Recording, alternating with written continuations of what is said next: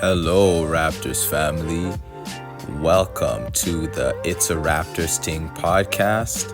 This is your host who knows the most, the scholar baller himself. Wow, it feels really good to be back here doing the It's a Raptors Ting podcast. It's definitely been a minute. I can firmly say that I'm on the east side of the city right now, skyrocketing from time G. I'm back, and I'm so happy for it. This November has definitely been a huge transition for this guy right here. At the time of this video being recorded, it is November, but by the time I upload it, it'll probably be December. Still on that Toronto man time, so I know I said late November about a week ago, but yeah, that Toronto man time, it never hits early or on time still. It's always a little bit late. Anyways, that's enough about me. I'm gonna just transition over to the Raptors. Boy, oh boy, oh boy. All I can really say is I am very disappointed. The thing is, I never really expected the Raptors to be a first place team in the East, a second place team in the East, third, fourth, or fifth. I never expected them to be a top 5 team, But I think the main reason why I'm disappointed is because the expectations of this roster, it was still constructed by Masai Ujiri, by Bobby Webster, and the rest of Raptors management. It was still constructed to essentially be a playoff team, You could tell that that's what they were going for. With the acquisition of Jakob Poeltl last season, with the acquisition of Dennis Schroeder to fulfill the void of losing Fred VanVleet. And for the record, Dennis Schroeder, he does definitely miss from time to time. He misses some easy shots that I think he should make. But ultimately, I can see that he's out there and he's making an impact. But nonetheless, back to my overall stance on this team, I'm just going to have to dub it as a disappointment. The Raptors bench is totally non-existent. So all of that talk, I believe it was, episode 11, you can check that out.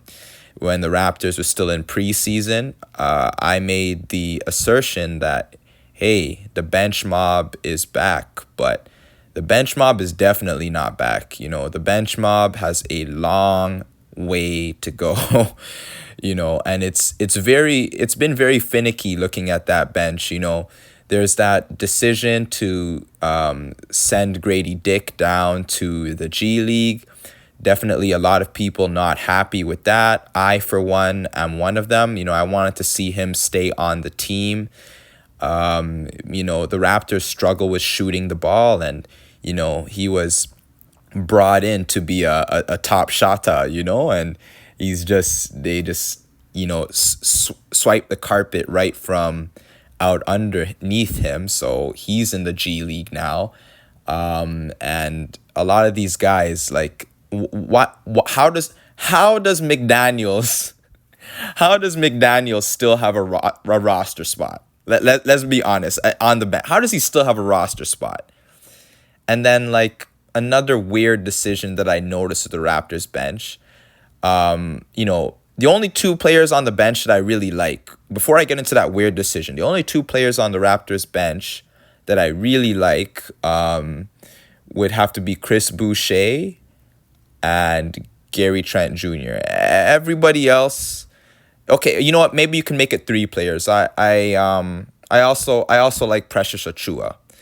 Everybody else has been underperforming. very disposable. I don't know why Malachi Flynn is getting the push for minutes. I know our guard depth is not great, but this goes back to you reap what you sow. You definitely should have signed Jeff Dowden over Malachi Flynn. I know there was the little concern about who was the better shooter, but ask yourself, is Malachi Flynn shooting really making a substantial difference off the bench? I would say no. Now, moving forward, this notion of Chris Boucher getting his minutes severely reduced makes no sense to me at all. Chris Boucher has proven time and time again that even if he's not having the greatest scoring impact coming off the bench, he's looking to rebound, he's looking to block shots, he's looking to run the lane and perhaps receive a pass, cutting to the basket for a dunk. So it doesn't make any sense that Chris Boucher sometimes gets a decent amount of minutes and sometimes he is getting limited minutes off the bench. I don't get that. You know, he's definitely your firm seventh guy on the roster, which would make him the second man coming off the bench. So I don't understand with this, this finicky minutes thing with Boucher. I don't understand why they're giving that to him. And, Gary Trent Jr., I don't have much to really say about him. Nothing much that I haven't really said already. I remember all the way back in episode 1 of the It's a Raptors Ting podcast, I made it a point to say, hey, Gary Trent, and this was all in reference to how he shoots the basketball. He's a very streaky player, and it's like when he's hot, and when he's not, he's not. And to me, my conclusions about Gary Trent Jr., I firmly believe that Gary Trent Jr. can be summed up in a comparison. I'm going to compare him to a former Raptor. Many of you might remember the former Raptor Terrence Ross. I feel like Gary Trent Jr. is like a less athletic, slightly better shooter, but less athletic, modern day iteration of Terrence Ross. I mean, he's just an inconsistent guard coming off the bench. And, he's someone who, if you have to do some type of a deal, you should definitely consider cutting your losses there and packaging him with one of the starting players. And I'll get to the starters in a moment. But he's definitely an auxiliary piece in a potential trade package if that's where you're going to go. Now, for the starters, I have so much to say, but the best thing for me to do right now is to just be as specific as possible. So there's a lot of points that I could cover, but I'm not even going to go there with it. I'm just going to go with the drama right now. So it's an open secret. It's been an open secret for a long time that the Raptors have been in trade talks. Back a couple months back before Damian Lillard signed with the Milwaukee Bucks, the Raptors were thinking about getting him. The whole idea of whether they should keep Siakam or trade Siakam has been a hot topic. OG Anunoby's name has been thrown around a lot, and ultimately, the reality is if the Raptors do choose to make a trade, you're most likely going to see, in terms of the starters in that deal, you're most likely going to see either Siakam or Anunoby go. Me personally, I am leaning a little more towards keeping OG and trading Siakam. And I'll tell you why. I'll tell you why. And again, a lot of what I'm saying here is partially based off of speculation and just my own prognostications of the situation, you know? So, with that disclaimer out the way, I'm just going to say that, you know, the Raptors have been in talks with the Chicago Bulls about getting Zach LaVine. And personally, I think the Raptors shouldn't even entertain that. Zach LaVine, you know, it's not that he's a horrible player. Let me make this clear. Zach LaVine, he can play the game of basketball, you know. He's a guy who can give you, on average, he's probably going to give you somewhere in the low 20s, you know. Like, I'm not sure of his exact average at the moment. Somewhere in the low 20s, and on a good night, he can give you 30. So, Zach LaVine, he can play basketball. I just don't see the benefit in adding him to the Raptors. You know, like what are we doing here with the idea of Zach LaVine? You know, are we doing addition by subtraction? Like I just, me personally, I just think the Raptors should hang up the phone on the Chicago Bulls because, for one, if you trade away, if you trade away Siakam and get LaVine, right? Ultimately, you're going to have LaVine probably at the 2 spot, and then you're going to have a person who is not going to space the floor, and then you're going to move Scotty Barnes up to the 4 spot, and then you're going to have OG Anunoby at the 3 spot. How is that lineup going to work in terms of floor spacing? The ball is in Dennis Schroeder's hands. He's the point guard. He brings up the ball. So he's always going to have somebody on him. And even though his shot has been decent, he's not considered a major three-point threat. OG Anunoby is a three-point threat in terms of the Raptors starting lineup. He's the only Raptors starter who can hit threes consistently. Scotty Barnes has improved, but what are you going to have Scotty Barnes do? Be a stretch 4? Is that really where you want him to be? Me personally, I don't think so.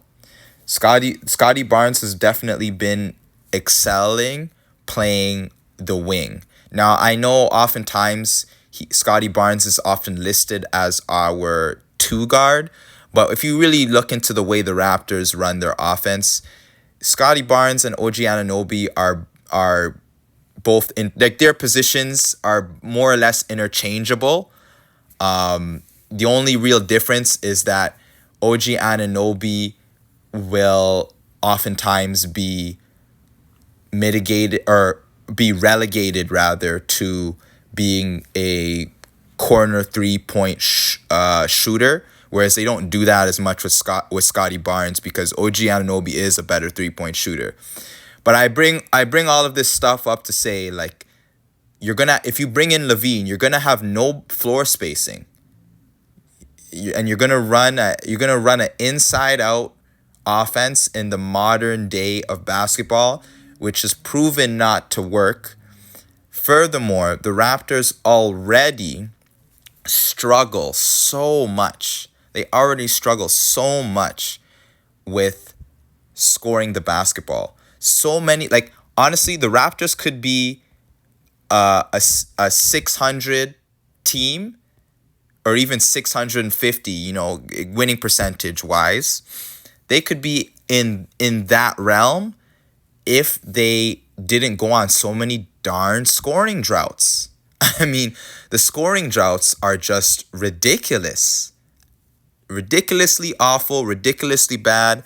Half the time I'm watching the game, like even in the game, even there was a game against the Knicks recently, and yeah, like they just really dropped the ball there. Really dropped the ball. Just couldn't keep scoring past the second half. And I couldn't watch it anymore. In order to play basketball and compete, you got to keep putting points on the board. This isn't the NBA from 20 years ago. The modern NBA, the average offensive output is between 110 and 115 points per game and that's for the higher end offensive teams, right?